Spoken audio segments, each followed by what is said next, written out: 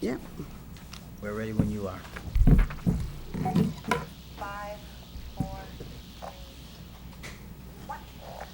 3. Well, good evening. This is the Commissioners' meeting of Monday, with July 11th, with 2022. I call with the meeting to order. Is all of you who would like to stand up with us to say with the pledge, will please do so.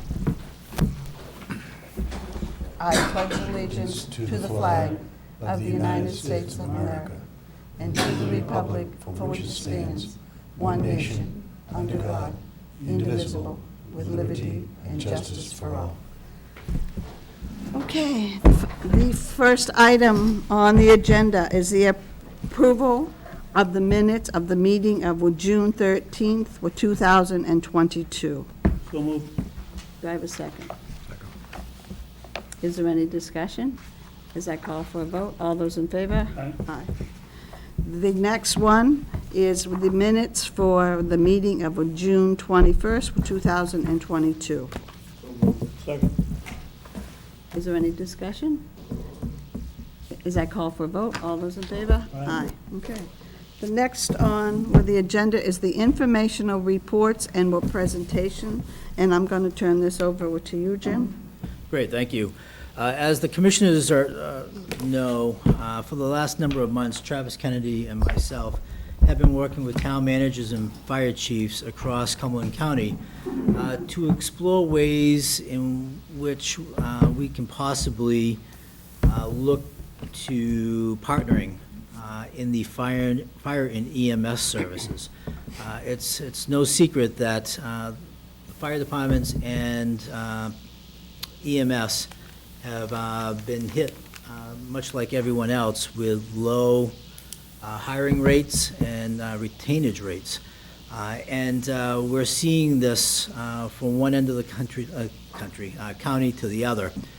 So we started working with town managers first in talking about towns' desires to look at possible regional model or district models in trying to collaborate better from one town to the other on fire and EMS. That has turned into a survey that we provided to the town managers, then subsequently surveyed the fire chiefs. And we are now at a point that we're working with a small subcommittee of the group, working on fine-tuning what a RFP would look like, that we will hopefully be sending out sometime this month to bring on a consultant to look at this for the 28 towns in the county. This is going to be a county-funded study, and it's our hopes that at the end of it, it will give town managers and fire chiefs enough information to go on to make those tough decisions, whether there's a next step to be had. So this evening, we'd like to present the work that Travis has been doing over the last number of months with the town managers and fire chiefs, just giving you an introduction to the type of responses that we were receiving, and Travis can talk a little bit more about the RFP process moving forward after that. So Travis, it's all yours. Sure, thanks, Jim.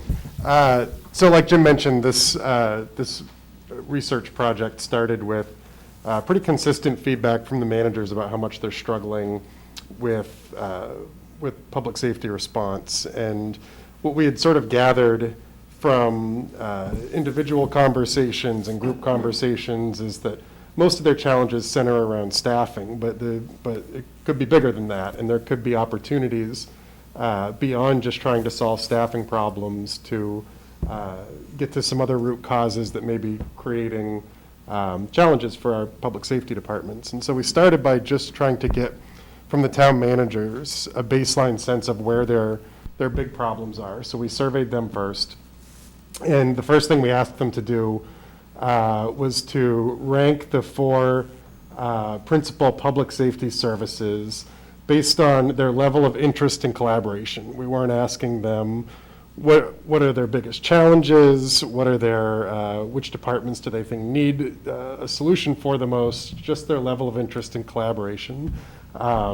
So based on their scores weighted by most to least, number one was EMS and number two was fire, both in almost every town in Cumberland County provided by the same departments, followed by animal control and police services, which both rank significantly lower than the top two. So as far as priorities, EMS was ranked number one by 12 managers who answered the survey. Fire services, the labels are missing from this, so you don't know what those are. Or I guess, okay, so EMS was ranked number 2 by 4 managers and number 3 by 6. Nobody ranked it last, and nobody said that it's not important. So it was very clearly the top priority.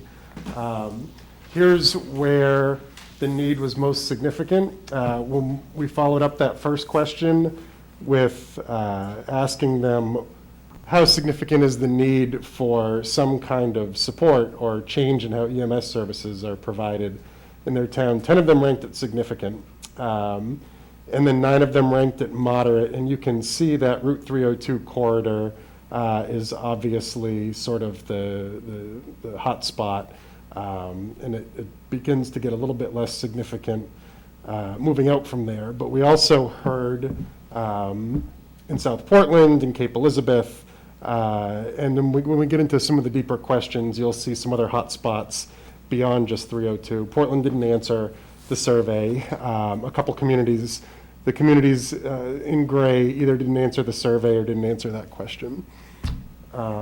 Driving the challenges for EMS, you can see finding and keeping quality staff is basically what's driving the challenges. Everybody who answered those questions ranked extreme or significant for finding and keeping quality staff. Salary and benefit costs, also a challenge, pretty significant. The two go hand in hand. Infrastructure, you can see it's not a significant issue for most.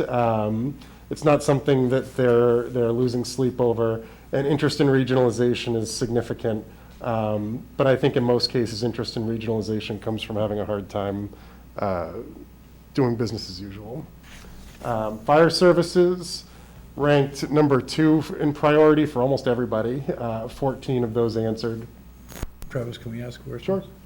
Sure. In your EMS, was there a particular category in the EMS service? We'll get into more depth when we get to the fire chief survey, but yes, there are a few of them. So you can see, again, almost everybody, more people, more managers than who ranked EMS number 1, ranked fire as number 2. So it's very clear that as far as priorities, EMS and fire, which, coincidentally or not coincidentally are managed in the same departments, are giving everybody heartache right now. The other services, not at a level where we thought it was worth exploring any deeper at the moment. So the fire map looks pretty similar. A little more green on this one. Some communities are reporting that they just are not seeing it as a huge challenge, but many of those communities were red, significant for EMS. So, the same department may be seeing that their fire response isn't as constricted as their EMS response is. Driving challenges, again, staff, salary and benefits are the two things that popped for the managers the most.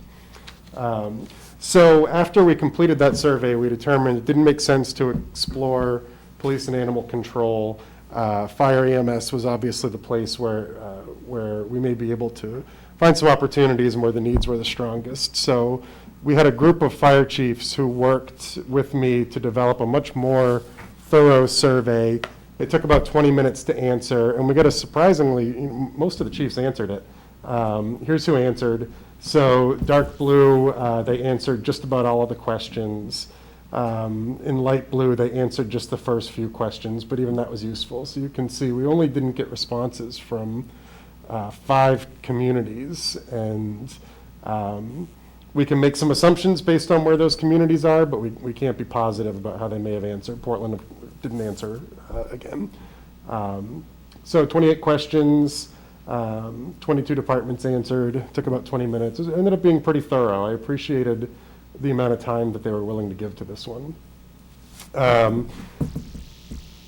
want to be clear that these first couple of questions about how their departments are laid out, I don't think that this data is perfect, because I think that some of them interpreted the questions in different ways, which is probably my fault in how I asked it more than their fault in how they read it, but it gives us a very good picture of broadly how our fire departments are made up, which is that many of them do have full and part-time employees, but there's a pretty heavy dependence on per diem on-call and volunteers across Cumberland County, and those are unsurprisingly departments that are really struggling.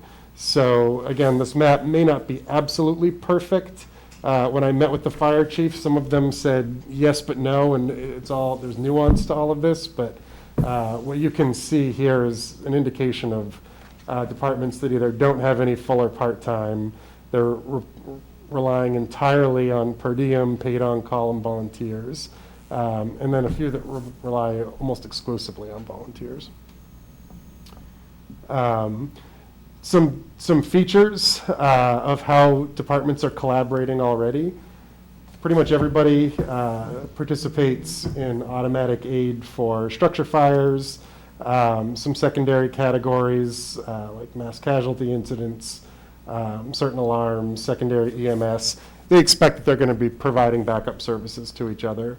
The chiefs asked me to look into whether there are any communities where there's an agreement in place where a neighboring town would be the first responder no matter what, because of geographically where it lines up near an existing station. There are a few.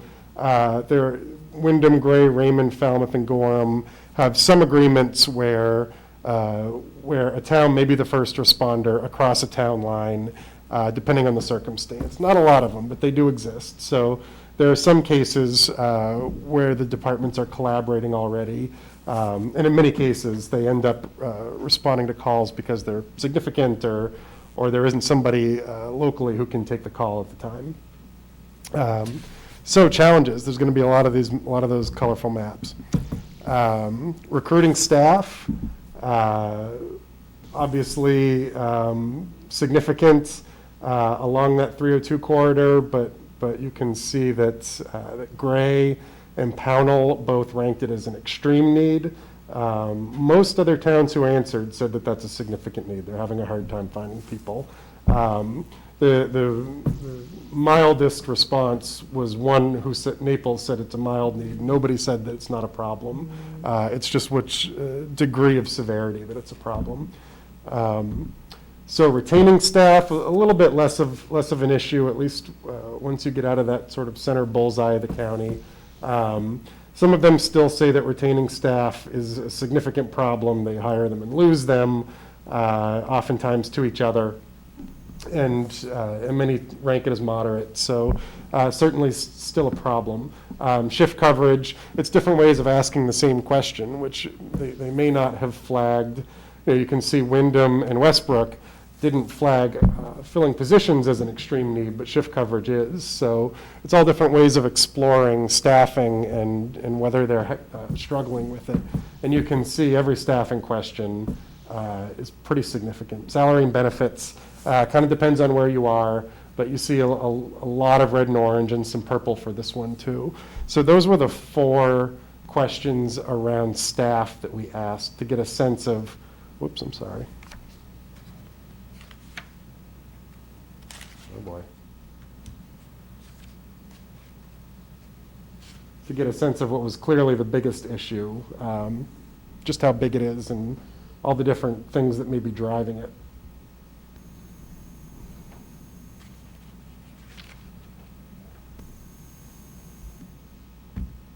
Okay, infrastructure. And I asked it exactly like that. So I didn't ask, do you have too much, too little, is in the right places, the wrong places.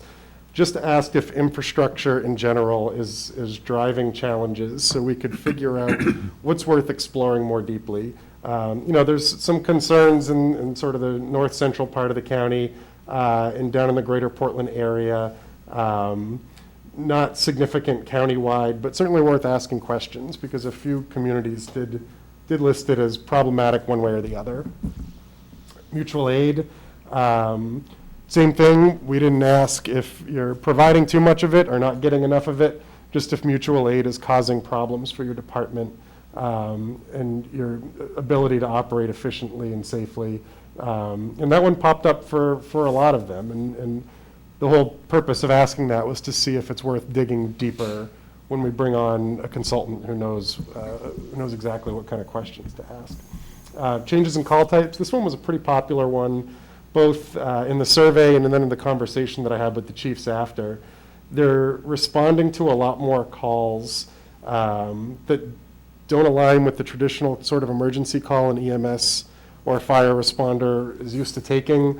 A lot more mental health, a lot more group home calls, calls that don't result in a trip to the hospital, or maybe shouldn't have resulted in a trip to the hospital, but did anyway, because there isn't a program in place to handle that call in a different way that may be better for the person who is in crisis. A lot of them talked about that more broadly when we get together, and in a space for the survey you'll see later where they had the chance to answer, to fill in a box instead of just multiple choice. Regulations, kind of similar. I think that the constantly changing requirements for training and how regulations are affecting their department's ability to operate flexibly and to keep up with the times is causing some pain in a lot of these communities. Okay, so focusing on staffing specifically, you saw all those maps kind of change, and some of the colors go green and then purple. So these are the towns where at least 2 of the staffing issues were ranked significant or extreme, where at least 2 of those staffing questions are enormous problems in these towns: recruiting, retaining, shift coverage, and salary and benefits. So then at least 3 of those issues were significant or extreme with those red colors. And then all 4 staffing issues were ranked significant or extreme in purple. So you can see it really is kind of a bullseye in the center of the county that goes outward. They're having the hardest time with those staffing issues in those central communities, and it sort of spreads from there. Again, we don't have perfect data along the Route 1 corridor because not everybody answered. Portland didn't answer, and now you see a few more gray squares where they weren't flagging staffing as critical, but a lot of them did. Vacancies. So these are departments that identified at least 1 vacancy across all categories, except for volunteers. So a vacancy is an unfilled budgeted position. Every single one of them who use volunteers said, if everybody in town volunteers, that would be great. But these are positions that they will pay for that are unfilled. The blue towns don't have any. The gray towns didn't answer that question. So that gives you a sense that almost everybody who answered the question has at least 1 vacancy of a budgeted position right now.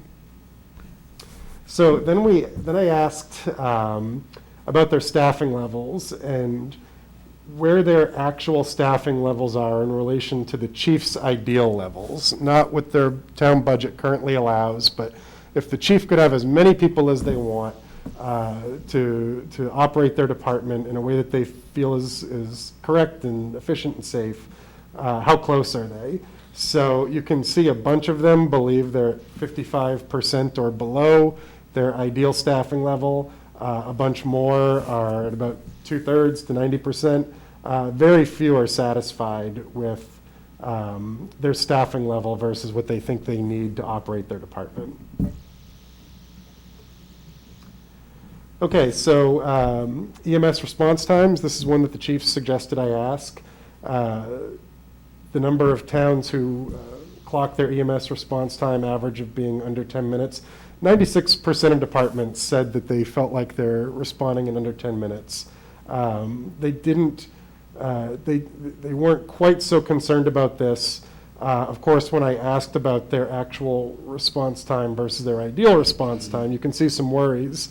Again, in that north central part of the county, Bridgeton, Harpswell, all said that they would like to see their EMS response times be better than they are. Those red means that the response times were 150% or more longer than they would like for them to be. So imagine 15 minutes instead of 10. Fire, they're a little more worried about. Again, this is sort of asking their opinion. It's not based on how well they're doing versus a determined number, but what they would like to be responding to a fire versus how well they're actually doing it. A lot of them were concerned. They were saying it's taking 125 to 150% longer to respond to a fire than they would like to, and some of them even more than that. That was one that they had some concerns about. And so this is the last map. This is a question that the chief suggested I ask, which is, when apparatus is dispatched but is unable to respond because they don't have staff. And it was a tricky one to ask because they're all going to have such different standards and so many, the number of instances, depending on the size of the community, is going to be really different. So I had it ranked as basically a notable issue or not notable. And you can see it's a problem in a lot of these communities. They have not been able to respond to a dispatch call because they don't have the people to do it. So then we focused on what they would like to try to do better if they could work on collaborating more. This question is about shared data, not about shared services or any kind of permanent central programming, but what kind of information would it be useful for them to have about each other and about what they're doing and how they're doing. Training programs and black holes, which are either shifts or regions that are difficult to cover for one reason or another. Both were at the top of this list. They'd love to have more of that information about their neighbors. Roster lists, a lot of paid per diem staff work for several departments. They pick up shifts in a handful of different towns and sort of piece it together that way. And there's no central list that they could all look at and say, okay, these folks are working for me and for you, and maybe we could work out a way for it to be more efficient for everybody. So that doesn't exist. It's something that they were interested in. Transfer times, in particular, when an ambulance is dispatched, how long is it off the road for use for any other calls? In some cases, it could be close to half a day, depending on where they're coming from and where they're going. And so they would like to be able to have better, presumably real-time access to that information. Overall response times, which I think that this survey started to demonstrate to them because they saw this information for the first time a few weeks ago. And then outcome, survival rates, et cetera, was low, but something that a handful of them at least flagged. So then we get a little bit more collaborative and talked about shared programming. What services do they think it would be useful to collaborate on with others? Community outreach and education and specialty training, both were significant in this category. General training, inspections were both pretty high. And then internships, apprenticeships, and data tracking, 5 or 6 of them were interested in seeing more of that. What would you like to improve? Recruitment, of course, was number one.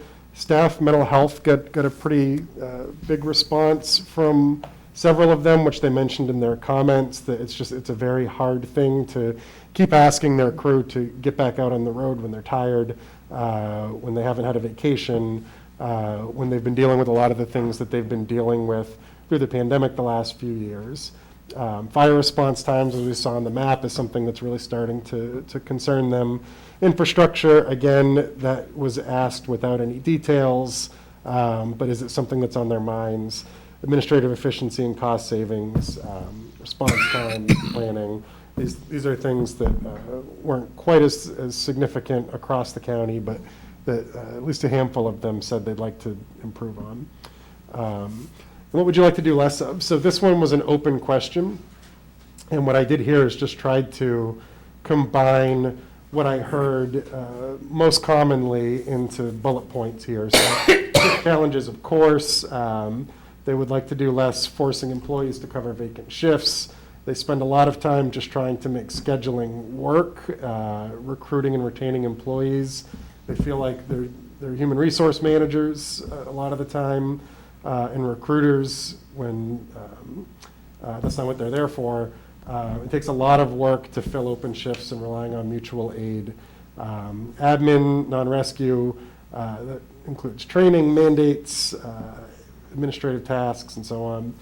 Advocacy, this is one where several of them mentioned it, but this quote was a pretty good thorough synopsis of what they were all saying, which is that they feel like they're begging for more money when they're in crisis mode. They're not educating the politicians about their industry and their needs. They generally keep these things to themselves because that's what they're expected to do. So they find that they don't have a sort of permanent, constant advocacy program to make sure that their needs are understood. And then complex health demands, this is what I was talking a little bit about earlier, where they're responding to a lot of calls that are either non-emergencies, calls in group homes, patients are transported to the hospital because there was just nothing else to do with them, when a telehealth or a local quick care option may have been better, so they wouldn't have had to go to Portland. So with all that information in hand, I did a little bit of homework on what regional fire EMS programming could look like, and there are a couple of really good case studies that I think we could do more exploration into with a contractor. King County, Washington, consistently referred to as one of the best in the world. They are a regional program. Interestingly, they serve the surrounding communities of Seattle, but not Seattle itself. So we can see some similarities here where the biggest city doesn't participate, but everybody around them does. They're managed by, the county is the home for the program, but it's managed by a board of the participating communities.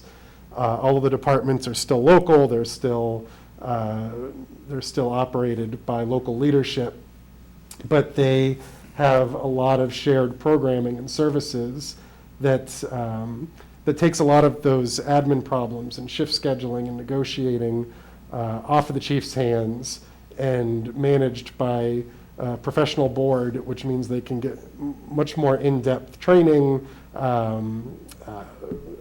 can distribute their experts across the region much more efficiently.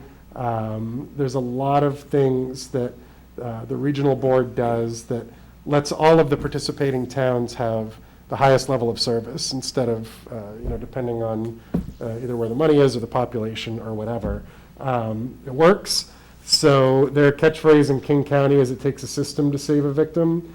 They use cardiac survival rate. Globally is considered the gold standard for measuring how well an emergency response program works and how strong it is. King County's cardiac survival rate is routinely rated among the best in the world.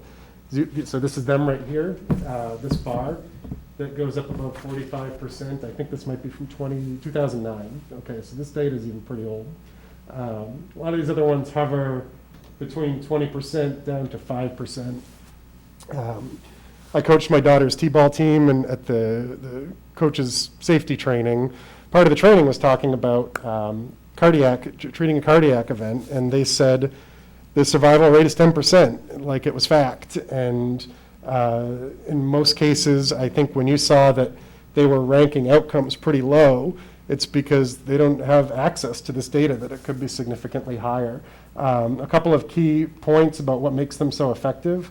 All levels receive best in the nation training. That's a big part of it. They have a coordination program that, as I had said, since they can spread their experts around the region, they have a system where public training kicks in first, a firefighter, EMT, whoever's closest arrives, providing life-saving triage, and then their paramedics are skilled with much higher level treatment than paramedics in most parts of the country because they're covering this area. They are professionals doing this work all the time. King County paramedics are more experienced than paramedics in most other places because they have less than 1/10 the number of paramedics per 100,000 population than other cities. All they do is life-saving work all the time. So you see there's one other tall bar, that blue one, that's Rochester, Minnesota. So I took a look at them, and no surprise, it's another regional group. That little red section in the lower east corner is 11 counties in southeastern Minnesota, in this case including the anchor city of Rochester, which is a pretty big population, 119,000. Geographically, that space is roughly the size of Cumberland and York County combined. Also overseen by a joint powers board made up of local elected leaders and emergency response experts. They credit their medical direction consortium with why they're so effective. They have a medical director constantly researching best practices, improving training programs. Very similar to King County, they have the ability, because they have a regional operation, of doing things like training programs and education programs and health committees and all of the things that the small local departments just don't have the luxury of offering on their own. So what's next? Jim kind of covered this already. The towns have been really helpful in providing this information that we feel like gives us a good sense of where to begin. It's also where it officially goes beyond my level of expertise. So we'd like to identify a consultant. We have 3 fire chiefs and 3 town managers working on that RFP with me right now. And our responsibility is to hire the consultant and collaborate with them on information gathering and on developing potential models. The town's job is just to keep working with us. And so that's where we're at right now. And hopefully, as Jim mentioned, by the end of the month, we'll start to look for somebody who is an expert who can come in, dig much deeper on the data that I kind of scratched the surface with, and start to develop something for our area that really might start to not only solve the problems that they're really struggling with right now, but also get into some of those outcome results that they don't even have the luxury of thinking of at the moment. So that's where we're at. Great, thank you, Thank you, Travis. Travis. Do we have any questions? I know you do, Commissioner Gordon. One of the questions I have, and you may have answered it, Travis, was there any thought of swapping or sharing geographic areas for coverage between communities? What do you mean? Well, for example, if you had 2 communities and maybe they had a fire department on one end and the other one, and they swap coverage of areas that were closer to what they were. None of them are well, there were those 5 towns that have some very small agreements where they may do that now. Nothing significant like I think you're talking about, which is kind of, Yep. I'll cover you, you cover me. It's all stuff that I think we would be looking to explore, making something like that more permanent. Right now, they're all responding to each other's calls because they don't have enough people, and just expecting that they're going to take a call from another town is pretty common, but there's no system governing it, and so I think that's the kind of thing that these other regional models have actually established permanently. So yeah, there's still, in Washington, there's still a local department for that community, but it may very well be that their staff are the ones who are going to take a call based on geography, regardless of the town lines. Yeah. Just the order of magnitude, if you have it, Travis, how many ambulances are in service in Cumberland County outside of Portland? Yeah, we didn't get that deep. We didn't get that deep into assets, just because once we start asking those questions, I feel like the survey just becomes far more significant than anything that would be useful for me to give back to them. I think that's the kind of thing a consultant would come in and study, though, which is all the assets and where they are. Yeah, I know 20 years ago, or 10, whatever it was, there was a really complex mutual aid in Greater Portland set up. And so you could have a Portland ambulance in South Portland somewhere, while the South Portland ambulance is in Falmouth. Yeah. So, they'll end up at Maine Med eventually. Right, yeah, and I mean, I know when we saw that map with Wyndham and, forget, Wyndham and Gray, they were the most purple. Mutual aid was something that they mentioned. I think Wyndham in particular is providing it to everybody. And so they have agreements, they're doing it, but it's not being done They don't have the ability to do it as thoughtfully as I think maybe they would like to. It's whoever has the car on the road is responding no matter how close they are, I think. I think it's a good idea to keep pushing away on this, and, it's got some service possibilities and maybe even some cost savings available at some point.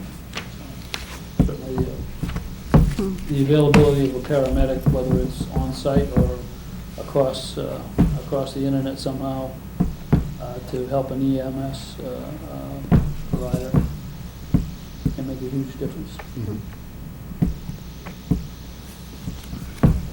Travis, well, one of my concerns would be with chiefs. Did they ever discuss of how they would get over with territorial? Because I know probably 15 to 20 years ago, there was a study that was done out in my area, and in each town, I think it was Casco and Raymond and Naples, spent $60,000, and at the end, it got tossed out because of the attitudes and the territorial. Yeah. I can't do this because I have this, and I think the study was done, and it also will show that just because that you have a location of a fire department here in this town, doesn't necessarily will mean that that's going to serve with the rest of the area. So, and that was the biggest thing. It's getting over the hurdle of the attitude of the fire departments or with the EMS people. Yeah, I think there are a lot of third rails that Yeah. we've so far done our best to avoid stepping on. Yeah. I think one thing that may have changed in recent years, especially the last 2 or 3, is that they are genuinely struggling to fill shifts and to fill positions, where I think that there's been sort of a recognition that the current model is unsustainable to a degree that they were willing to fill out the survey. And they were willing to have me present it to them and say that they will keep looking. What I've appreciated so much from the chiefs is that they keep saying, we're willing to keep digging, we're willing to keep looking. I haven't had any of them say, don't do this. I don't want you to do this. I don't want to learn what the data is going to reveal. I'm not That's going good to to know. participate anyway. So far, they've all been willing to say, yes, we'll keep digging deeper. It could be that we'll hit a point where we start to lose some traction, some interest.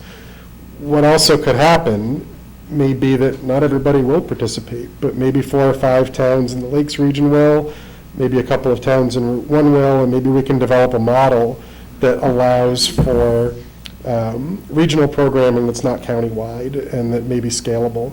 It's all stuff that we have to learn by digging deeper, and we've tried very hard not to poke those sensitive spots, but it's inevitable that some of them are going to start to get poked as we go further.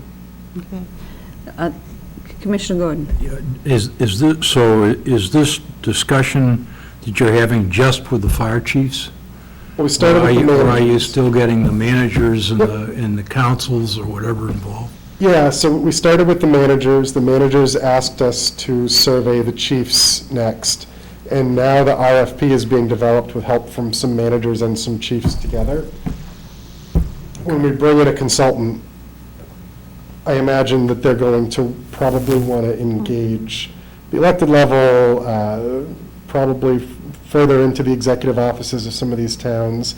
There's going to be information they're going to need from both places. And I think we're committed to keeping as many departments involved as are willing to.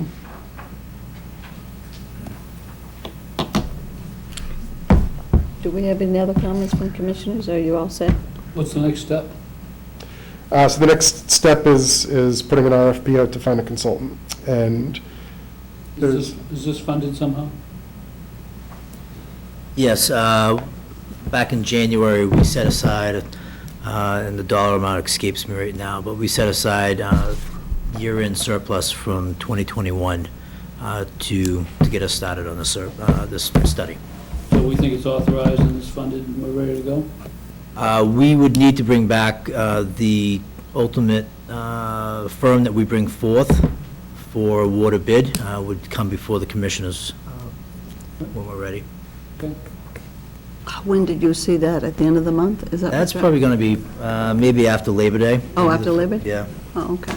Yeah, I think there's no reason we shouldn't be able to have the RFP out in the next week or two. Oh. So, it'll That's just what take you some meant by time. the end of the month. But Okay, I think our gotcha. goal would be to interview respondents instead of Mhm. just go by what they provide in writing. So Yep. it'll take a month or two. Commissioner Gordon? Yeah, I think this is a great effort, and this is where I believe the county should be directing its assets and funds and so forth, because serving the public at the citizen level is what we want for everybody. Commissioner Coward? This wonderful, wonderful work so far. The thing that surprised me is how little animal control came out Yeah. in this, because that's something that everybody's always bitching about in every neighborhood, in every town, and maybe it's just South Portland and people. Well, I think that you may have the full results in your packets of that manager survey. I combined slides and I didn't put in the things that we didn't explore further, but what we found out with the survey on that is, it's not something that's keeping everybody up at night, but a lot of them think about it. They would like to see it, they would like to see an approach on it, but this is what has people genuinely freaked out. I think these are clearly, I certainly agree that the issues that have been identified are really the big issues. And they're the tough ones to deal with. It's not just stray dogs and, how many chickens you can keep in your yard kind of thing. I think animal control turns out to be something that's nuisance issues that somebody ought to deal with, but we've got more life and death stuff that we're dealing with in this. So I was kind of wondering how animal control would come into this. I think there are certainly a couple of dozen managers who would love to get rid of Paw Patrol. Well, so somebody's got to do it, so Really? maybe get the 4-H worker on that. That's right. Okay. If there are no other comments or questions or concerns, we will move on. Okay, well, the next is comments from the public. And if you are here to speak on an agenda item, would you hold over your comments for when that would be coming up on the agenda? So if you have a comment on something we're not specified to the agenda item, well, please come up to the podium now. And we will give you 3 minutes or so. So, Do you know how long this meeting will go? oh, it could go for a while. Why? What? Just wondering if somebody wants to speak, they can't stay past what it says. Well, it should go relatively fast, I would say, because we got the consent items and then with the new business. So, yeah. Seeing when, oh, yep. Please state your name, please, and from where you're from. Good evening. Yes, I'm Peter Wagner, and I'm from Freeport. Okay? Good evening, Peter. Thank you. I'm the director of the Community Programs Office for RSU 5, which is comprised of the towns of Durham, Freeport, and Pownell. Along with recreation, enrichment, and early childhood programming, our office also provides instruction to adult learners. The adult education program in Freeport and RSU 5, at least for the last 10 or more years, has been classified as an extra small program. In practical terms, that means we average just a small handful of students at any given time. In the fall and early winter of 21-22, we were working with 2 high-set learners and 8 English learners. As has been the case for a number of years, we employed exactly 1 high-set instructor and 1 English instructor to serve these students. It's always the case with adult education in Freeport that we're unable to predict the comings and goings of our students. We don't observe a tidy school year from September to June, but rather operate year-round. Students may join our program at any time. Sometimes it's weeks between adding learners, and other times we'll have several new ones in a month. In only the rarest occasions, however, adding more than one student at a time is nothing more than a coincidence of timing. With the new year, there was a sea change, when approximately 35 new Maynard families, and the typo in the document you have, not 35 new Maynards, but new Maynard families, moved into the Casco Bay Inn in Freeport. These new Maynard families from Angola and the Congo became Freeport residents and were in need of immediate assistance. As part of a consortium of local agencies providing a range of critical services, we assumed responsibility for getting the adults started on the path of English language acquisition. Suddenly, our quiet extra small program grew from 8 learners to nearly 50. As quickly as possible, we hired a second instructor so that we could split these new Mainers into 0 level and higher beginner sections. It didn't take long to realize that this large group required a third instructor, so we began a search to fill that need. Before we had a chance to fill the new position, more big news arrived. 2 additional hotels, both Best Western properties within sight of each other on either side of the Cousins River separating Freeport and Yarmouth, would also be filled with new Mainers in need of English instruction. In the span of just a few weeks, our demand for ESOL classes went from 8 intermediate students to more than 50 to approximately 120, with the vast majority of them being 0 level or beginners. As the springtime moved on, we hired our 3rd, and then our 4th, and then our 5th English instructor. We purchased a batch of 100 textbooks along with 5 teachers' editions for around $5,000. With 5 instructors at 2 locations, we are now offering 10 sections of English for our new Mainers. In anticipation of as many as 60 new families that will soon be arriving in Freeport and Yarmouth, we've invested in another batch of 100 textbooks. We've hired an adult ed intern for the summer months to try to help us manage student intake sessions, CASAS testing, and class attendance data. We're weighing the merits of the textbooks that our students seem to love versus the flexibility but incredible expense of tablets or other devices to deliver online instruction. Our payroll and material expenses have exploded. The 2 factors that make these changes so notable are, 1, that we have no control over the flow of new Mainers coming into our area, and 2, because these new Mainers are asylum seekers and not refugees, there's not a governmental umbrella program that accommodates for the invaluable services, such as English instruction, that this group so desperately needs. They deserve to be given the tools to acclimate to their new home and to one day become productive and participatory members of the workforce and our communities.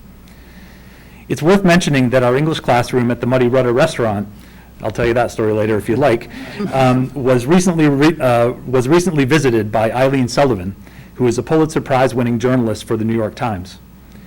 Eileen has visited the Transitional Holding Center in Texas, which is the first stop in America for many of our asylum seekers. She's been to Washington, D.C., to which many are bused once they leave Texas. And then she was on to Maine to find out how, without financial backing from a parent government agency, small communities like ours are stepping up to provide so much for these hopeful new Americans. What's happening right now in America, and specifically right here in small-town Cumberland County, is a big deal. Programs like the one I oversee are doing a heavy lift to serve Peter, this can we new- wrap up because you're Yes, beyond? ma'am. Yes, Okay. ma'am. We're serving this new population settling in our area. Everyone on our team, from the superintendent to the instructors to our office staff, are incredibly proud of how quickly we've ramped up. But on the financial side, we've got grave concerns about how we will weather this first major spike in population, one which didn't land until after the fiscal year 23 budget season had already passed. The ARPA funding for which the Cumberland County Adult Ed Hub 8 is applying could very well mean the difference between helping these new Mainers succeed and leaving them to fend for themselves. I respectfully ask that the Cumberland County Board of Commissioners grant our request for funding so that all of us working in the hub may continue serving a wide range of adult learners, and in our case, in Freeport and Yarmouth, these new Mainers in particular. Thank you. Okay, well, thank you. I have a presentation, but I'm not sure I have any way that I can connect to, What, not during public will comment, but can we give a presentation? It's in place of a speech, written speech. Not during public comment. Not during We don't public do comment. We don't Can do she that. hand out a Yep. handout? Yeah, yeah. You can read from your own personal. okay, yeah, it really was Yeah. just, I wanted a visual for something. And I'm going to give you 5 minutes so we don't, Perfect. okay, yep. Okay, thank you so much. Starts now. My name is Stephanie Haskins, and I am the Director of Gray New Gloucester Adult and Community Education. I wanted to just start by saying really quickly that as the EMS we're talking about, we regionalized several years back into a hub of Cumberland County, and what we do is support one another with professional development, outreach, and every way imaginable, staffing and program development. So I already can tell you that it works and it's very powerful. As far as our funding sources, I know that there was some question. We receive funding from the local share, which is directly from the taxpayers in those communities, and it directly dollar for dollar gets passed on to the taxpayer. We receive state subsidy that's based on that funding. It is not based on the number of students we serve. That's a key thing to note. It is not based on the students that we serve. We do receive some funding from the federal government in the form of our Adult Education and Federal Literacy Act money. We receive money from the Maine College and Career Access Grant. And then other grants that we search out, which is a very common practice for adult education. We're very used to receiving grants, searching out grants, and having them end and having to find a way to fund them in the end. I've got Tom here from Wyndham. Yeah, hi, I'm Tom Nash, I'm the director in Wyndham. I also am a resident of Falmouth. And I just want to say that what has happened, I've been in Wyndham for 17 years. We started off with a lot of part-time people that were grant funded. And then we started serving students in our community, and the need was addressed. They saw that the need could be met even better if we had some additional funding, additional staff. So those positions became full-time benefited positions. So the grant funding does help. It helps plant the seed. In fact, we're still receiving grant money for part of the salaries for those people that are now full-time. Thank you. I also wanted to mention really briefly that the Alfond money that I believe was asked about, the Alfond funding, that money is for employers who are looking for training for their incumbent employees. So these firefighters, these municipalities that want training to bolster their communities, they can go for that Alfond money. And that money is $1,200 this year and $600 next year. So any municipality, per person. It follows the person. It's not something that we can apply for. It's something that the person has to apply for. Actually, it's the employer who's looking to bolster the credentials or improve the employability of their employment force. Let me see. I want to share on the adult education services. I think there's some confusion of what we do. K-12 schools, while we're housed there, we're not K-12 education. And then there's Maine's workforce, where they now have access to free college and they have access to free training. What we are is we're that skills gap in the middle. Not everyone is ready to access that workforce training, whether they've been through our K-12 system or whether they're new Mainers. And what we do is we're there to fill in that gap so that they're prepared to go to that next level. Even with a program that I just ran, was a MA program that was designed for lower level readers so that during the program we could boost them up to a higher level. There are people that aren't even close to reaching that level. So we're here to fill in that gap. The next slide is ELL students served. As you can see, you heard about Peter's case in Freeport. And if you look at the graph, you can see that South Portland also had a dramatic shift in people moving into the community and caused a huge bubble for them to. And the funding was not there to support it. So there's mostly, there's a volunteer and some Band-Aid funding that are trying to support these people. What are the unknowns? We have no idea how many students are going to come out of the woodwork who are pandemic impacted, who are going to be looking for that free college and free training, who need to boost their skills. I personally have a 2020 graduate who's was sent into a tailspin. This is not the path he would have been on if 2020 wouldn't have happened, if the wool would not have been pulled out from under him. And we're still trying to gain our ground. We know that we've had ELL students moving into those two hub communities. They may move into other communities. We don't know if it's temporary or not. And then we have the high-set seekers who are also who can also access the free college and free training. Okay. Okay. Thank you. Does anyone have any questions? Do we have any questions from the commissioners? Okay. Yeah, I happen to have heard from a reliable source that this will continue. Apparently, we have 240 families that will be arriving in Cumberland County next week, mostly from the Congo. Okay. We're going to consider this. It's been tabled, as you know, for further staff work on it, and we'll see what happens. We've already discussed here what the considerations are, and they cut in two opposite directions, but, I don't know what the ultimate decision is gonna be about this funding, but, it has not escaped anyone's attention around here that the entire system is completely chaotic, and the need is telescoping. We understand. We hope we've answered all your questions for the last Yep. 3 meetings. We took those very seriously. We met as a group at the Cumberland County Directors to try to make sure we got all the information to you that you were requested. Thank you. thank you. Yep. Okay. Is there anybody else from the public? Seeing none, we will continue on to the consent. Great time. Yep, thank you.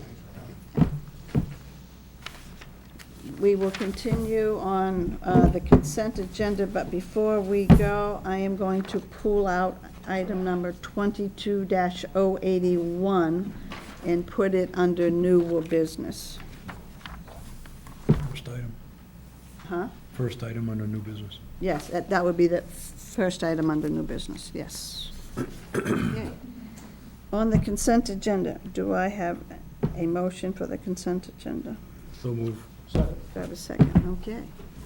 Seeing with nothing else being pulled out, I call for a vote. All those in favor of the consent agenda 22067 through 22070. Oh, is it? 82. Yeah. Oh, it's 082? Yeah. Oh, yes, Is 082 with we're pulling out is 22081. Okay, And you're including 061 as well, right? yes, we are. Or do we need to pull that out to talk about that? I don't, No. no, okay, the no, list is okay, just the yeah, numbers. okay, yep. It was postponed Oh. off from the June meeting You're because it was right, not okay, ready. okay, yep. So, as I call for a vote on the consent agenda, is all those in favor? Aye. Okay, the consent agenda will passes.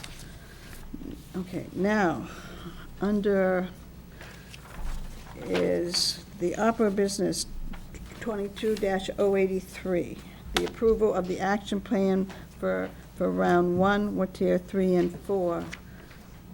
This is the second reading. Well, Jim, I'll turn this to you, and then you can. Much like you just said, Commissioner, this is Tier 3 and 4 of the Round 1 of funding for the county's opera funds. As the commissioners are aware, back in June, you reviewed first reading of these applications. You will also remember that during that meeting, you had a number of questions about the Portland Adult Ed application. You tabled that. We have subsequently had a workshop on that. You've asked staff to do a little bit more work with Portland Adult Ed to get more information from them. And it's our hopes that we can bring them back for a first reading back in August. But this evening, we're going second reading on those applications that were not tabled back in June, and I think it's maybe 4 or 5 different applications. And now that I've taken all the wind out of Sandy's sail, I'll pass it on to Sandy to see if she wants to add any last items before the commissioners act on this. Well, thank you very much, Jim. That was very well said and very detailed. I don't have much else to say other than just here requesting your final recommendations and actions for that plan. And like Jim had mentioned, the Adult Hub program has been removed from that. So these are just the lists that you didn't have any previous concerns or questions about or needed additional information. Would that be the ones that were here in our packet? The City of Westbrook with the Greater Portland, with Land Trust, with Milestones, the Boys and Girls Club, and the Town of Pownell. Yes, yep. We have any discussion? Can I- Yes. Are we supposed to have a public hearing on this, or do we just proceed with the vote? No, public hearing. So this is the public hearing now? Yep. I call this open to a public hearing. Do we have, Anybody that wants to speak? do we have anybody who wants to speak on this? Only on these items, only on these items. Right, Jim? No. The public hearing is only on these items? Or, I would say the opera funds in general. okay, the opera funds in general, okay, yep. And we will give 3, Hi, I'm Hi. Liz Trice with Maine Cooperative Development Partners. Can I just get confirmation that you received the letter that we sent about 2 weeks ago to all the commissioners and to Sandra? Via email? I have a copy. If you haven't seen it, I'm happy to give it to you. And I guess I'm just going to read it since I'm seeing some question marks in brains. So dated July 1st, dear County Commissioners, the Maine Cooperative Development Partners applied for County American Rescue Plan Fund Act funds in January 2022 to build 148 units of limited equity cooperative ownership housing and was not approved due to lack of permit approval at that time. Knowing that increasing the supply of affordable and high-quality living units is one of your top priorities, we are writing to tell you that on May 24th, Doherty Commons was given planning approval for the site plan, making it officially shovel-ready. We ask you to include Maine Cooperative Development Partners' request to fund Doherty Commons in your current ARPA funding allocation based on the fact that the project now has permit approval to build 57 units of much-needed affordable workforce housing. It's urgent that these funds be awarded now rather than a later point because these funds critically impact the affordability of our project by reducing share prices for residents from roughly $40,000 upfront to $15,000 and provide us with the ability to move forward with our lenders and construction team. County funds will directly support first-time homebuyers in being able to live in Doherty Commons. We also want to share other updates since our original application in January, including a list of the other sources we have asked for funding. Maine Cooperative Development Partners were chosen by the City of Portland to build 222 units of workforce housing through a request for proposals released in early 2020 by the City of Portland. The city allocated 4 parcels of land through this RFP. We were chosen to develop 222 units of housing on 3 of the parcels, and the 4th parcel was allocated to the Greater Portland Community Land Trust, which is building 16 homes and which is recommended for funding in your current ARPA process. We put in 2 applications originally, one for what is now called Doherty Commons and one for Lambert Woods South. On May 24th of this year, Doherty Commons was giving planning board approval for 57 homes, and we expect planning board approval for 91 homes at Lambert Woods South in late August or early September of this year. At both locations, we are creating green, transit-oriented, permanently affordable communities with great amenities that families can live in for decades to come. These homes will be limited to people making 80% and 100% of area median income, ranging from $40,000 in income for a person living alone to $130,000 for a family of 6. The lower income units will be made available to those with Section 8 vouchers. Affordable means that each household must not have to pay more than 30% of the income in their income band for all housing expenses, including utilities. We expect that most of our residents will be first-time homebuyers who are finding themselves priced out of renting or owning in Portland. This development is the most scalable solution for providing quality housing to hardworking middle-class families of teachers, firefighters, nurses, government workers, and others who are forced to search farther into Cumberland County and into other counties as they struggle to find homeownership opportunities. Outlying towns in the county are dealing with the stress of commuters driving hastily through their towns. Additionally, property values are increasing and open space is decreasing in these peaceful rural hamlets due to these market pressures. Supporting homes closer to jobs like Doherty Commons helps to alleviate those negative impacts. Since our project has affordability restrictions, we are capped at what residents can pay on a monthly basis. Therefore, escalating interest rates and construction costs are creating challenges for our projects. Without county or other grant funding, we will have to raise the initial share price, similar to a down payment, from $15,000 to over $40,000, which would likely be too expensive for many of the households that most need our help. To support this development, we have applied for the following support. The City of Portland provided the development opportunity and provided the land at under market value. We applied for tax increment financing from the city totaling $1.8 million. We applied for Housing Trust Fund grants from the city totaling $770,000. From the county, we have asked for $1.4 million for Doherty Commons, which works out to about $24,000 per unit. In comparison, the award you're preparing to make to the Greater Portland Community Land Trust works out to $31,000 per unit. We're asking for $24,000 per unit. I have half a page, or I can ask my partner to read it. Okay, well, how much more time did you need? Probably Elizabeth? just 1 minute to finish this page. Okay. Yep. We've requested that the city apply on our behalf for $500,000 Community Solutions Grant from the Maine Housing Authority. We received a $95,000 pre-development loan from the Genesis Community Loan Fund. We are applying for a similar amounts for pre-development loans from LEAF and the New England Cooperative Loan Fund. The federal government's HUD 213 program provides a loan guarantee for our commercial lender. We've requested low-interest construction loans from the Maine State Housing Authority and have pursued lower-interest loans that would be backed by HUD from organizations such as the AFL-CIO and the Maine Teachers Union to get our construction loan at 4% instead of the prevailing loans up to 5%, which would mean a difference in about $2 million in grants, or a difference in share price of more than $30,000 per resident. These conversations have not yet yielded any acceptable approaches to date. In accordance with the ARPA priorities, MCDP's Doherty Commons will fulfill the priority of housing need exacerbated by the COVID pandemic. The housing priority is described as building stronger communities through investments in housing in neighborhoods, which is exactly what we're trying to do. As you know, housing is in critical need right now, and we feel our projects are an important part of the solution and will create permanently affordable homeownership solutions for the region, supporting workforce development challenges. We hope you take this into consideration and fund Doherty Commons at any level possible.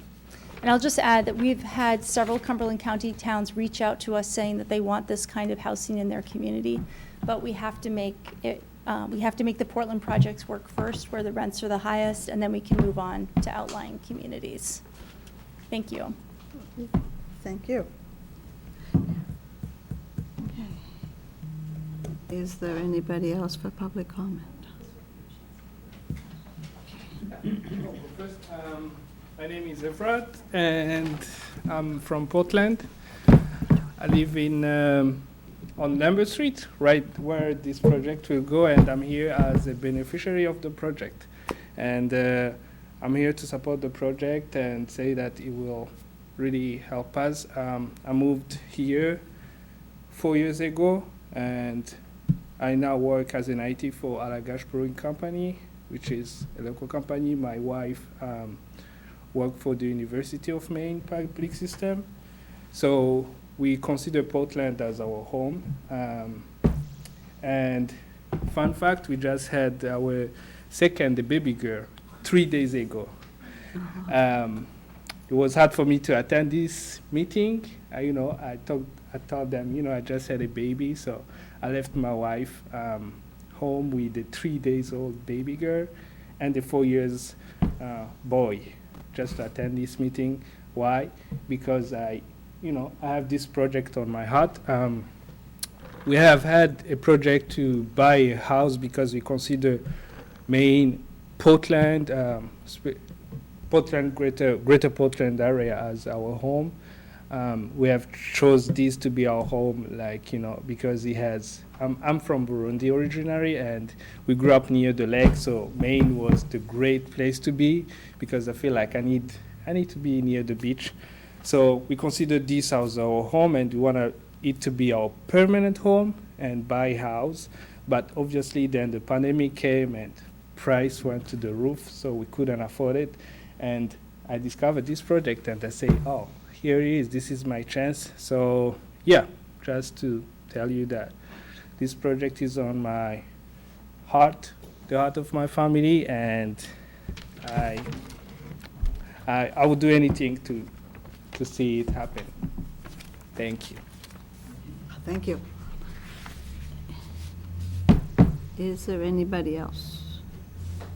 Seeing nobody else, I will close for public comment on this in the public hearing. Can I ask our director, Yes. what's the current status of that application? Which happens to Lambert?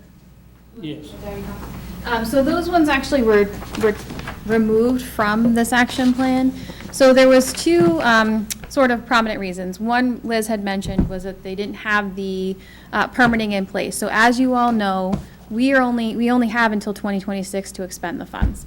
So during the first round of review, we wanted to make sure that all of those projects were shovel-ready, good to go, we could spend down the funds as quickly as possible. The other aspect of it was during the interim rule for Treasury, they indicated that you had two income brackets. So you had extremely low and then low, which was allowable under the rule to provide services to. They have since opened up that rule to include other populations, which is your 80 to 120% AMI.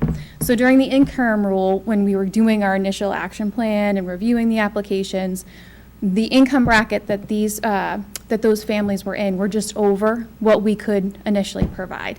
We were hoping that during the final rule that would come out with the other, but it wasn't guaranteed, so we kind of were very precautious of it and waited, which would be the second reason why we didn't initially go with those projects. And then thirdly, too, we have, as Cumberland County, we try to look at the regional benefits something will have. And while having programs run in Portland is beneficial regionally, we also wanted to determine what other projects were out there that we're going to build in Naples or Westbrook or other areas outside of Portland that could have used our ARPA funds versus being able to apply directly through Portland, which was another factor for this particular project. So no, they are not part of this action plan, and we removed them. They would have to reapply once we open up another round of funding.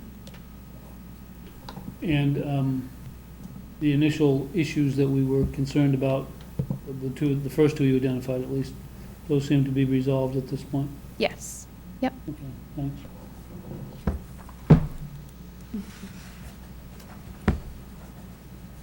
Do we have any other comments or from commissioners? Do we know when the next round is going to open? So right now I'm working with our ARPA Advisory Committee on completing a community engagement process to determine where we're at with our goals and strategies for the round one. Do they still reflect today? Because of course, a lot of changes in a year. So we're doing a workout plan right now where we're doing community engagement. We'll do a community survey. And then based on that data, we'll be able to determine, are our goals the same? Do they need to be changed at all? And then we would bring those goals and priorities to you guys for review and approval. And then we would open up another round. And so I would ask for your guidance at that time too, how you wanted me to play it out, if you wanted to do the same kind of open process, or if you wanted to do more of a RFP style where we carve out certain amounts for certain types of projects, like housing. We'll set aside 10 million or something, for example, right? And that's what we'd allow only people to apply for specific housing programs, and we'd have categories and processes along with that, or versus infrastructure, stuff like that. So that hopefully will come to you in September, fall. That's my goal. But it depends on when we get the survey data back and how quickly I can turn that around, and the committee can meet and we can get everything to line up with meetings, so hopefully. Okay. We're in the process right now, though. So we need to have a vote on this. Correct. On this second round, on the second reading. So move. Do I have a second? Second. If there's no other discussion, I call for vote. All those in favor? Aye. Aye. Okay.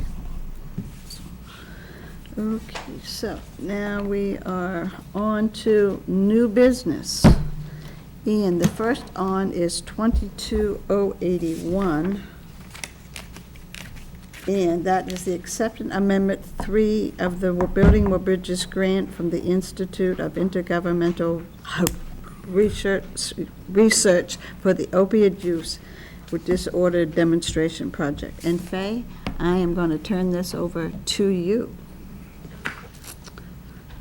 Thank you, Commissioner. This involves a grant that we have had as a sub-grantee of the IIR, the Institute of Intergovernmental Research, for a couple of years. And the original grant was roughly $90,000. We got another $17,000 about a year ago. And apparently they have additional funds, and they have said that they can provide us with another $40,000. And the majority of that $40,000 will be for sober housing. And just for your information, just before this meeting, I checked, and through using these funds, we have provided 79 months of sober housing for residents leaving Cumberland County Jail, going straight into sober housing as part of our reentry team programs. This grant also provides peer recovery coaches who are now able to, who were providing the services at the jail remotely, and are now able to, as far as I know, are now have been going into the jail as part of the sort of reentry team that's working very well at the jail now. And so this basically is asking you to approve the additional $40,000 in terms of housing funds, primarily housing funds, and some peer recovery, and also some bus passes, and what we call little bags of things that they need when they leave the jail, like toothpaste and sheets and things like that they may need to make a successful reentry. So this is what the funding is for. Okay. Jim? Well, this is a highly controversial item. Specifically because it was dragged off the consent agenda, I have reason to believe, so that we would have an opportunity to tell you how dissatisfied we are, and envious as well, that you are retiring after doing a great job for so many years. And it's kind of nice that you dragged in a little extra cash for people who have great needs on the last occasion where you'll be here as a county official. And so thank you very much for all your hard work over so many years, and just the consistent and insistent dedication to the needs that you were working on all that time. It's truly inspirational. Thanks a million. Thank you, Commissioner. I was reflecting earlier that I've actually been coming into this building since 1984, when I first started in the DA's office. Of course, it looked a little different then. We were still coming through the front door, and the parking lot was a dirt strip between the building and the jail that was still there before. Some of you may remember those days. But I just want to take a minute to thank you all. Thank you for your support of my work, of the project, over these many years. It's been really important. And I am thrilled about the person who's going to be taking over the Violence Intervention Partnership. She's been a colleague in this work for 18 years. And I told her that what a great place the county is to work. And I'm sure you'll all give her a warm welcome when she starts next time. So thank you again for your support over this time. So before that we would lose with the vote, with what we're supposed to do, can I have a motion to approve the money? So moved. Do I have a second? Okay. Is all those in favor? Aye. Good. Now I'm going to turn this over to you, Jim. Well, all right. We did pull it off the consent agenda just to recognize Faye and thank her for the years of services she's provided the residents of Cumberland County, and I would say the state of Maine as a whole. I did prepare some things because there's a lot to wrap in here, and I didn't want to forget anything, so bear with me, and it's my way to say thank you from the executive team. Tonight, I would like to recognize Faye Lupi, who has held the very loose title of Domestic Violence Coordinator for the county since July of 2001. Faye will be retiring at the end of the month and is most likely being her last commissioners meeting. Like many excellent public sector employees, her title has really just been a general guide to the nature of her work. What Faye has really been for all these years is someone that can be relied upon to make sure that everything that falls under her broad umbrella works as it should, to anticipate and stave any issues that might crop up before they even occur, and to seize any and every possible opportunity, much like tonight. Faye is in her current role, has worked tirelessly being the voice of those who are experiencing domestic violence. Her efforts, along with an outside team of like-minded intervention members, have brought great change regionally and statewide for victims of DV. Her exceptional legislative prowess, strong voice and knowledge in what is needed has made Cumberland County and the state of Maine a better place for those confronted with domestic violence. Her talents are nationally known and well relied upon for trainings and speaking engagements at national conferences. She is a true national leader in the field. A wizard at grant writing and management, and who builds strong relations with federal and foundation funders, has allowed millions to come into our region, benefiting the citizenry.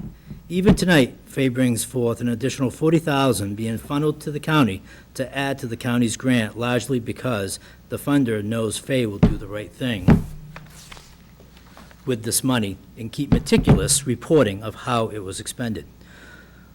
On all of these fronts, she has had an extremely successful career, and for that, we all owe her a gigantic thank you for the difference she has made. Faye, thank you for all you've done, and enjoy retirement.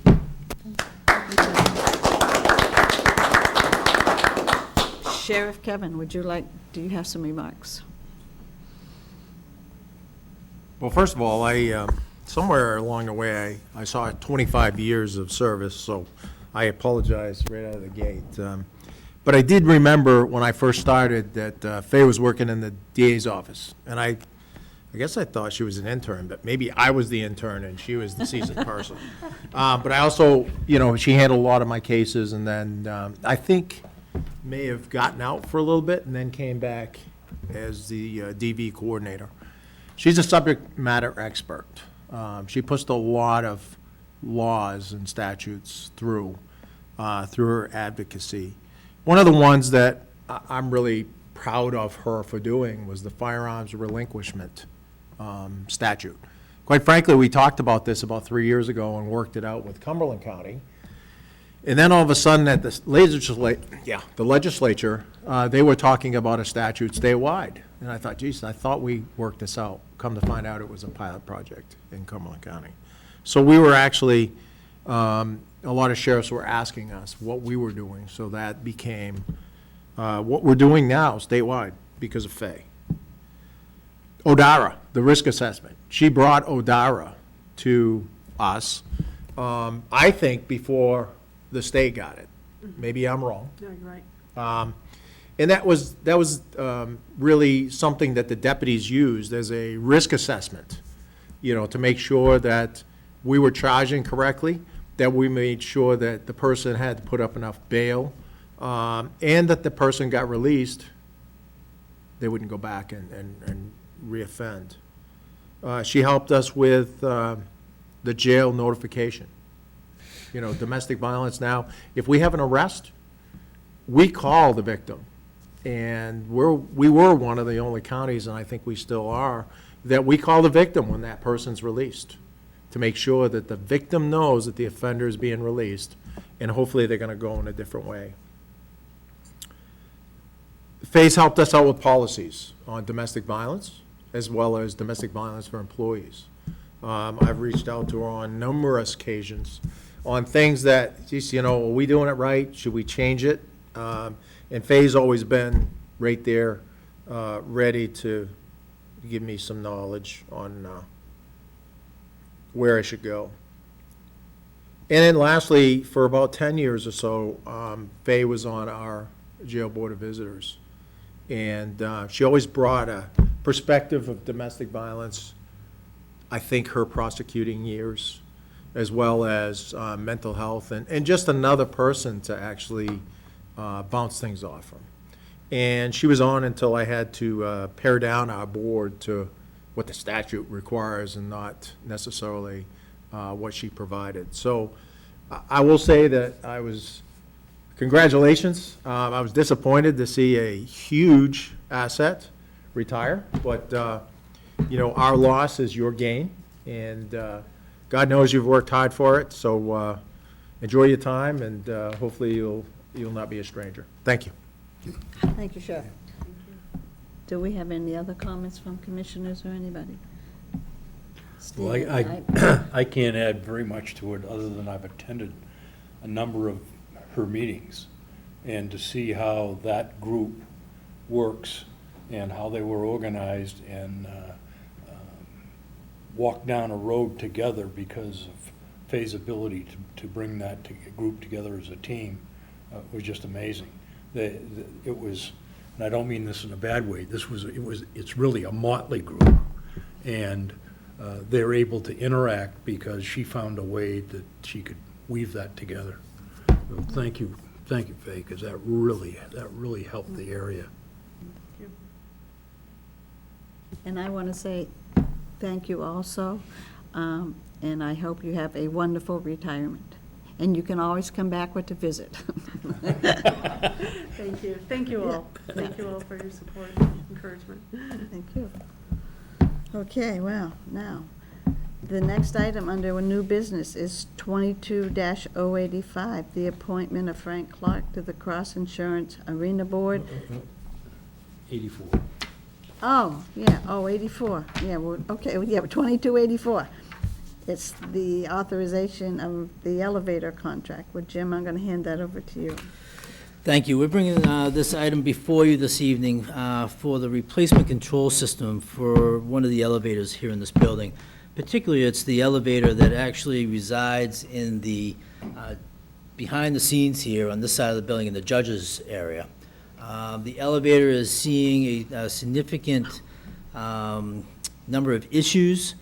It is an elevator that not only do judges take when they come into the building and take up to their offices, but it's also the same elevator that our transport offices down at the jail take with inmates to bring them to the different courtrooms on the second and third floors. We've had some issues where we've had a judge trying to get in the elevator and inmates crossing paths, and that's never a good thing. So the last we received for a status check from our vendor is that the elevator was in need of some significant work. And so we are bringing forth an awarded bid in the amount of $120,940 today to get on the schedule for the work to be done. And you're going to hear this theme a lot over the next number of months because it seems like it's a daily occurrence. But this work, though you'll award it tonight, hopefully, will not begin until February or March of next year. And we are seeing that with a lot of our projects that we are working on right now. And so it's that more important to get it going and get it out the door. How we're going to fund that $120,000? We will use the state money that we cobble together in a CIP account that we get from the state on a monthly basis. It's $10,000 that goes into this account. And that account has the acceptable level of funding so that we can take $60,000 out of it, and then the county will be contributing $60,000 plus towards the work. So I'd ask for your approval of this item in the awarded bid to Otis Elevator for $120,940. Thank you. Do I have a motion? Move passes. Have a second? Do we have any discussion? Yeah, how Mr. is Cup. this this just replacement of faulty parts, or is this an upgrade to new functionality? Judges and the inmates out of the same Well, it's both. It's going to, we have an elevator that it's lived past its life cycle. We can no longer replace parts, and since we have had those conflicts in the recent past, we feel as though we should go to that next step and make that priority on implementing the apparatus, whatever they use, to make sure that if a judge is in the elevator, it doesn't open up for the transport guys to bring an inmate in. So I don't know the technical way of doing that, but I know. I'm sure elevator people can figure that out. Yeah. Okay.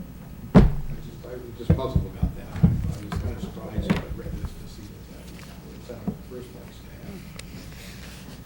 Because it's not open to the public at all. No. But the two groups of private people, non-private people there are, have a conflict of interest by the very nature. You think. Okay, yeah. If there's no other discussion, I call for vote. All those in favor? Aye. And that passes. Now we can do is item 22-085, the appointment of Frank Clark to the Cross Insurance Arena Board of the Trustees with District 3. With Jim? Thank you. We're bringing forward Frank Clark's name as District 3 appointment to the Board of Trustees. This is to fill an appointment fill the seat of Steve Webster, who was a trustee and will be moving out of state. And so Steve's term ends December 31st. So Frank will have to put his name back in the hat later this month, or later this fall, I should say, for another 3-year term. But this is to fulfill Steve Webster's term, ending December 31st, 2022. Just to give you a little background on Frank Clark, Frank has been a professional law enforcement officer for a number of years. His most recent position in the public sector was the police chief of Portland. And then within the last, I think probably the last 8 months to a year, he has transferred over to Global Security Director for WEX. So Frank is looking forward to joining the trustees and working with them. Thank you. Move passage. Do I have a second? Okay. Does he also want to be on the 3-year? Is he going to apply for that? Do we know? Yes, I believe so. But that will come probably in October, November. Okay, yep. Okay. If there's no other discussion, I call for vote. All those in favor? Aye. Okay. The next item is 22-086, the authorization to purchase the self-protection security blankets were for the jail. Do you want me to turn this over to the sheriff, or are you going to? I can present, you can present, whatever you want to do. I'll do it. Oh, you do it? And then if you have comments, you can follow? Okay, that'd be fine. This is to authorize the purchase of 340 self-protection security blankets. Each blanket is $66.90 each, for a total amount of $22,746. The vendor is Charmtex, Inc., and this is to remove the current sheet system that we have down in the cells for a short period of time and replace it with these self-protection security blankets. The item will be taken out of the institutional line on the jail budget, and I'd ask for the commissioners to award the bid to Charmtex, Inc. of Brooklyn, New York, in the amount of $22,746. Sheriff, you got anything to add? Yes, this is an emergency move to help us remove sheets for a time being. We have to go back to them by standards, but right now, we need these security blankets. They cannot be fashioned in a noose. The belief is that you can only wash, the belief is, you can only wash 4 of them at a time, so because we have 250 plus or minus inmates, we're hoping to use one as a pad on the mattress, with another one being to keep them warm. Move passage. Second. Just, are we getting these for 50% off, is that what I'm reading? We're getting them for 66.90, and the list price is 124. 490, yeah. Am I reading that correctly, or am I? I thought so. Yeah. So we're getting a discount then, right? Supply chain issue. Supply chain. Yeah, I'm just looking at. Yeah. I'm not complaining about it, I just wondered,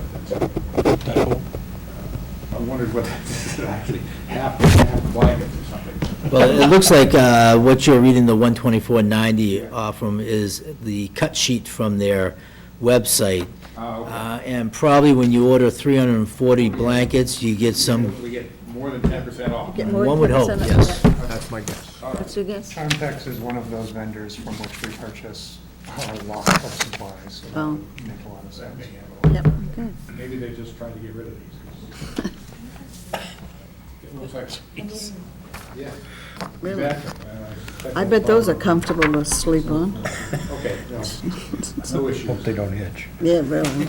Okay, if there's no further discussion, I call for a vote. All those in favor? Aye. Okay. That concludes the business part of the meeting, and now we go into comments from the county manager. This evening I have just one, and that's an announcement that this Wednesday at 5:30, Alex and I will be participating in a Zoom call with the Finance Committee. The Finance Committee last fall, before we wrapped up, asked for the ability to meet with us sometime in June or July, so that we could give them an update on, one, how the jail budget ended up, how the cross-insurance arena budget ended up, because both those budgets ended on June 30th, and then give us kind of like a 50% snapshot on how the general fund budget is looking. And so what we're proposing to present will not only be how the jail and the cross-insurance arena budgets ended up, but also what do the budgets look like for the current fiscal year. So those will be those two budgets will be presented. The Finance Committee feels as though having a kind of an understanding of where we've been and where we're going in July will give them a good education leading into our fall meetings, so that we don't have to cover a lot of ground. Then we can just jump right into the 2023 budget. So, again, that will be on Zoom, and we will be working through those with the Finance Committee and seeing how it turns out. But I think from what I can remember or see, I don't think we've ever had a meeting in June, July, or August with the Finance Committee. It's usually September through November and call it good. Now, will the meetings, would this year, will they be, always in person, or are they going to be Zoom? It's our hopes that they will be in person. Could we move it to a more central location, or is that not possible? The only problem in moving the meetings is the ability to film. We always record, so we would have to locate it at another town hall that has the ability to record, but we could. There's nothing that says that we have to meet in this room. Because aren't the majority of them out in the rural community? Kind of, well, one, two, three of them are. I think we have, Gorham, Bridgeton, Cumberland, South Portland, New Gloucester. and New Gloucester. And then the commissioners will be having a caucus on August 8th, so there may be additional people that jump on, if anyone's interested. Sounds good. Okay. Moving on. Oh, Alex, do you have any comments? Just to tack on to that, certainly I think a big part of why this is occurring for the first time, this is it's a very large group, a very stable group, very, very robust committee, so it's definitely sort of good new territory there. Other news, audit is out the door, and so we turn our attention to a very different budget process this summer, where we'll be doing both a 6-month budget and a 12-month budget at the same time, and more to follow as we figure out exactly how we're going to get that data to everyone without giant books. We're still trying to figure out a way to fine tune that. That's what we've got. Ask Alice, any comments from managers about this process now that we're entering into for changing years? No. The comments that I have received is that there are more pluses than negatives, and that they're all supportive of it. The managers are doing a nice job in working with their select boards, because as you may remember, the commissioners allowed that 6-month budget to be spread out over 1 to 5 years. So they need to report back to us on how they want to pay for that first 6 months. So there have been some communities that have said we'll pay it all off in the first year. Some communities will take 5 years, prorated style, to pay it off. But all's very positive. Sheriff Kevin, do you have anything? Thank you. Just want to update you. I'm disappointed and embarrassed to say that we've had 3 inmate deaths in 3 months. 2 are currently under investigation.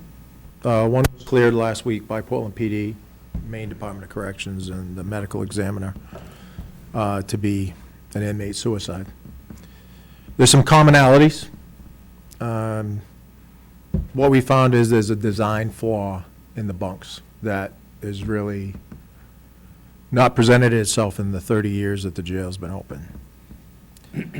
Complicated by the fact that this industry standard is to put inmates together, double bunk, because generally, if there's an issue, you have somebody that's going to call immediately. And when I questioned that, I was reminded that COVID recommended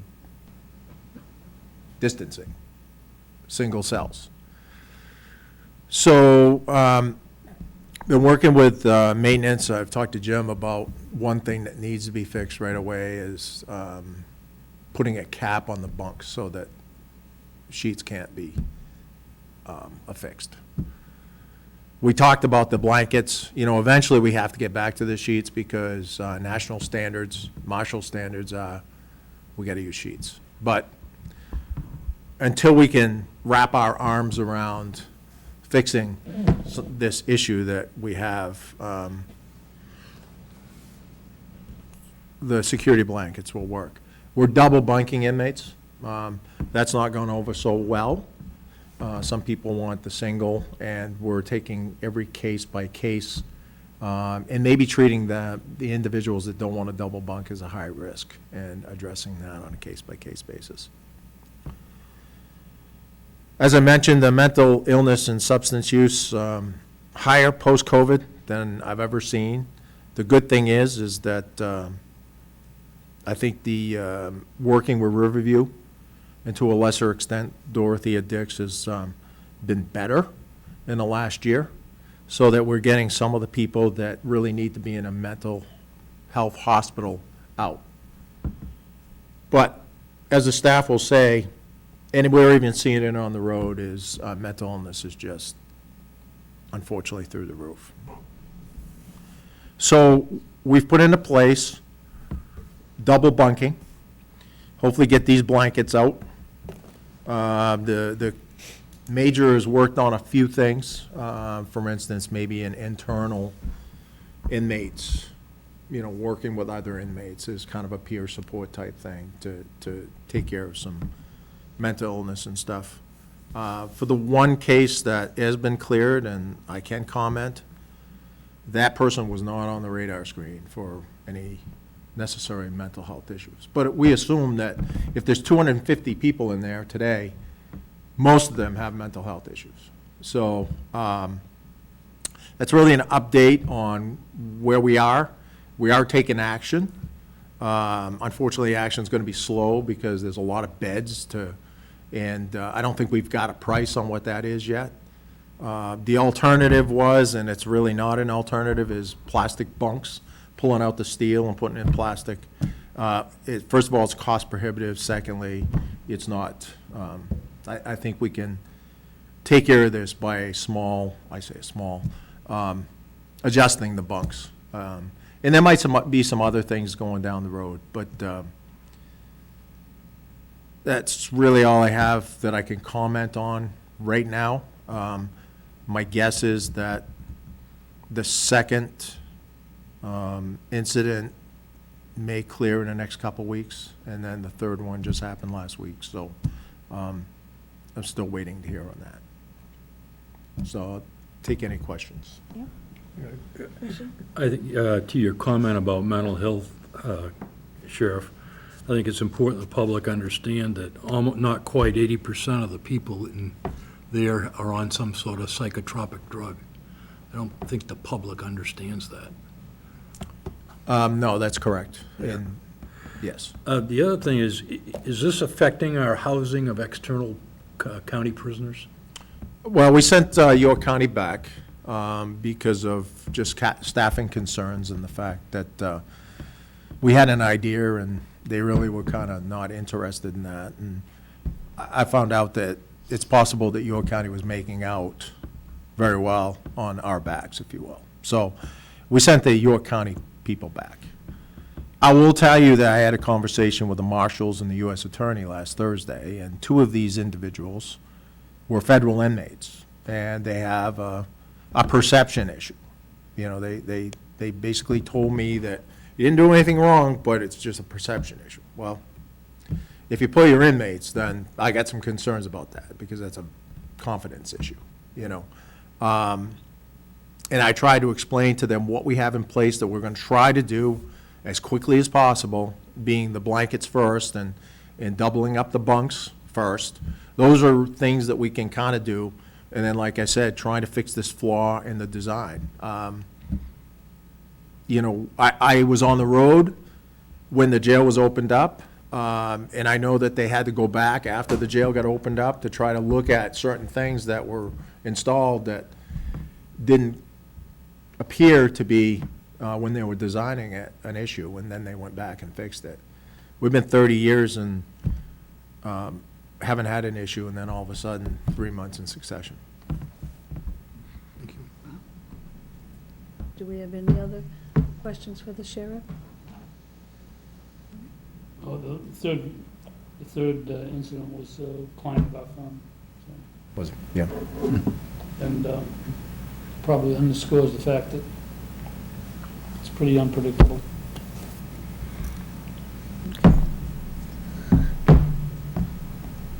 Catherine, I forgot you, so do you have anything that you want to say? Okay, thank you. Moving on, comments from the county commissioners. Mr. Coward. I have no comments tonight, other than I hope people are enjoying the beautiful weather. Mostly sunny and mostly warm. Commissioner Cloutier. I agree 100% with Commissioner Coward.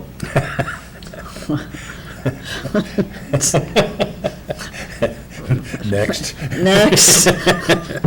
I have a question for the commissioners here. The MCCA is developing an all-day program with a luncheon in Augusta, and it will be on the 19th of September.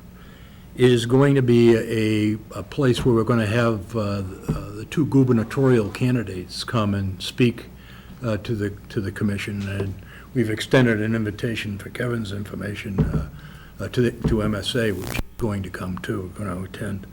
We're going to have a luncheon speaker is going to be the state economics director, so they can give us some information about how the population shift in the state is affecting the state economics, and then we hope to end up with, which he hasn't been asked or hasn't responded yet, the commissioner for the DOC on how the relationship between the jails and the prisoners and how they're to be integrated.